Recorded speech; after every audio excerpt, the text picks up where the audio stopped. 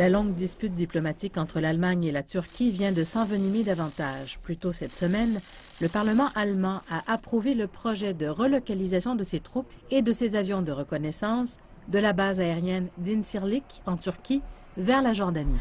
La décision suit celle de la Turquie qui a empêché des membres du Parlement allemand de visiter leurs propres troupes sur la base turque d'Incirlik en mai dernier. Mais les relations tendues entre les deux alliés de l'OTAN ne sont pas liées qu'à cet unique incident. En effet, il y a plusieurs mois, l'Allemagne a empêché des politiciens turcs de faire campagne en vue du référendum d'avril en Turquie.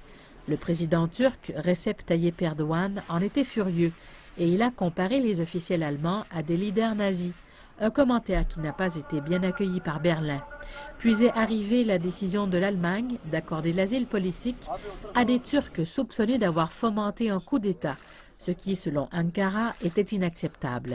Les experts estiment que les allers-retours politiques entre les deux parties ont endommagé leurs relations.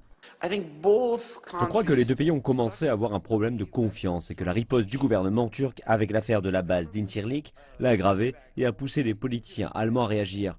La confiance entre ces deux pays n'est plus ce qu'elle était.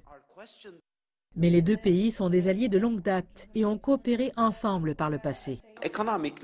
D'un point de vue économique, les deux pays bénéficient l'un de l'autre. Le nombre d'Allemands qui visitent la Turquie est un stimulant pour l'économie touristique turque. Et les investisseurs allemands sont parmi les plus importants investisseurs étrangers en Turquie. Les deux pays sont aussi liés par l'entente sur les migrants que l'Union européenne a signée avec la Turquie pour prévenir qu'un flot de réfugiés n'atteigne l'Europe.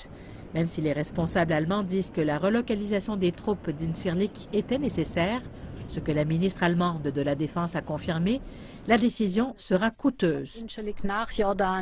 La relocalisation des 280 soldats d'Incirlik vers la Jordanie nécessitera au moins 200 conteneurs et 10 000 tonnes de matériel.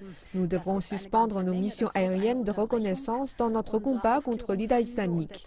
Mais nous ferons tout en notre pouvoir pour nous assurer que cette interruption soit aussi brève que possible.